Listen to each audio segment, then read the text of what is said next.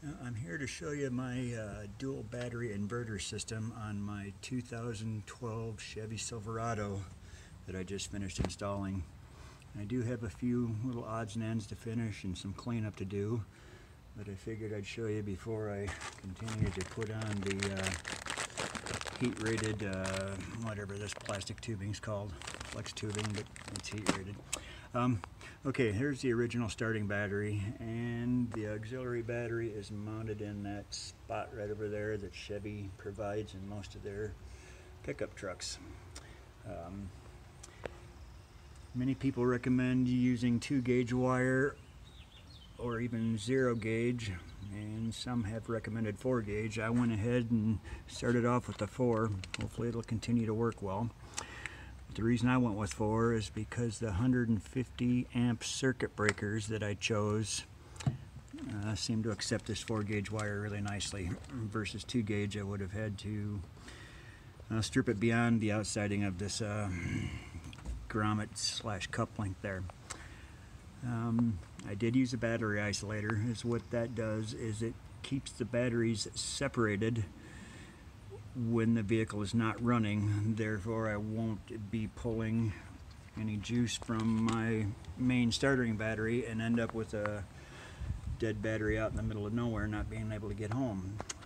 So what this does is it shuts the current off when the alternator is not charging the batteries. When the vehicle is started and the alternator is running, it will allow current to go through the isolator there and run along my cord that I actually already have inside of that flex tubing, and I brought it over to my auxiliary battery, where I also have another 150 amp circuit breaker mounted to the power cable, the positive side. Again, all 4-gauge wire. They recommend putting a circuit breaker within a few inches of any positive terminal on a DC battery, because those wires can get pretty hot. Again, I used 4-gauge wire for my ground, and I grounded it right there below the alternator. You've got those little GND letters telling me that's a good spot to mount it to, so that's where I went. To get the wires back into the cab where my inverter is, I didn't want to buy a 25-foot roll of 4-gauge wire, and my inverter actually says I can get away with 6-gauge wire as long as I'm under 10 feet. Now, I'm only running 6 feet and maybe 7 tops, so I went ahead and went with the 6-gauge wire, and instead of spending the money on the wire itself, I bought a pair of jumper cables, which were much cheaper than the wire, and just cut the ends off. Here's the positive, what I used for the positive side, and what I've used for the negative side. I did separate them back there where they come into the cab. Again, it's just some 6-gauge jumper cables that I cut the ends off of. Many people recommend trying to, I don't even know if you can see it, but there's a boot down in there. Let's see here. Yeah, many people recommend slicing a hole right on that boot there and feeding the wires through there, but I've heard a few nightmare stories. So, I forget who I learned it from, but somebody on YouTube showed us that we could actually go through the door grommet.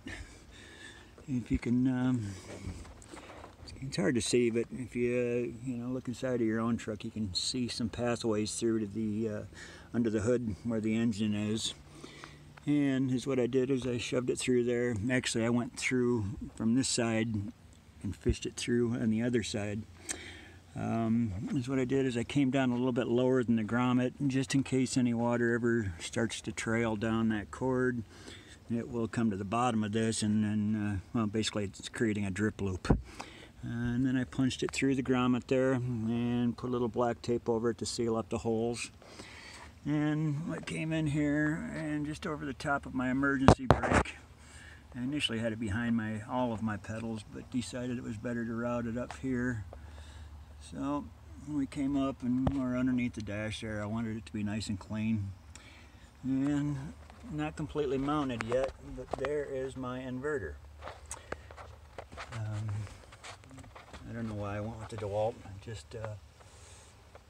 I like DeWalt products. This is a 1,000 watt continuous, and it will handle 2,000 watt peak. It does have 3 USB ports and 2 110 outlets. I'll go ahead and turn it on. The truck's not on, but with the auxiliary battery it shouldn't be any problem. Again, this isn't mounted, so I can pull this one up. Actually tells how much watts we're drawing. As you've seen when it first kicked on, it did kick out a couple watts, but we're now down to 0. It also tells me how much power my auxiliary battery has. It tells me that my 3 USB ports are working, and it tells me that my 110 outlets are working. If something was wrong, there would be a little warning triangle right there in that center spot. Pretty neat looking unit. Now, to get it to the back, as you can see, I've got an extension cord. I cut the female end off of it, and well, I still got to tuck it away a little bit better, but it's running up underneath the dash there. Let me run around the other side of the truck, show you what I did with this. You can't really see it, so I guess I don't know why, but anyway, I set it up there. It's kind of comes down right behind this panel here, and then comes down and it runs right along here. These floor panels actually pop in and out really easy on the Chevys. I don't know about Fords or Dodge or Toyotas or anything else, but these went really smooth. Didn't really bother to tuck it down behind there too much. Not too many people are ever in my back seat. Speaking of back seats, I still have to put mine back together, but I continued to run the cable down and went back underneath the back kick plate or whatever you call this, and we ran it there. This is where my back seat should be. It's a split bench. You can see I got the other side folded up. But anyway, behind this seat here, I had to actually cut my foam.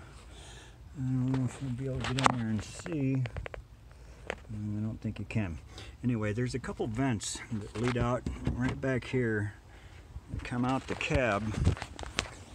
Alright. You can't see with the sun glare. Yes, you can kind of see it. Right in about the center of the screen, there's a little vent there that comes out. Again, is what I did is I created a drip loop, came down.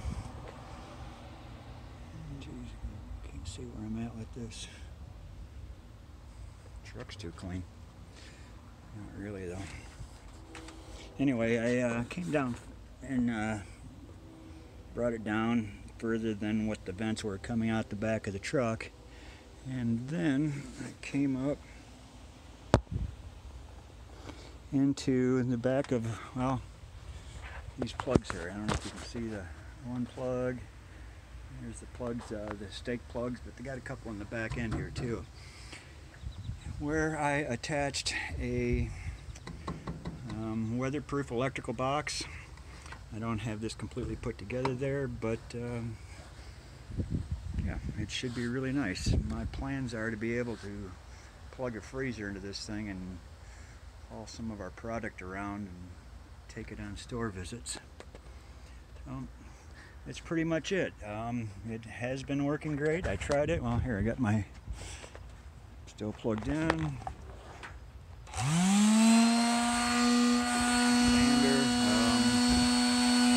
This tells us how many watts we're drawing.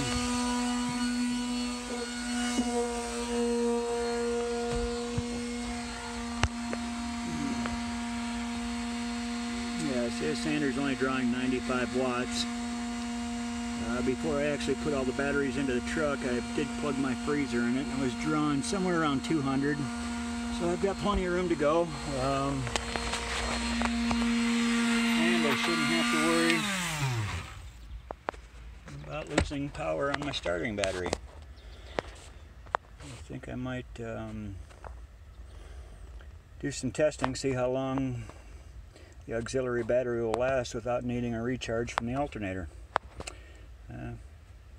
Hope this helps.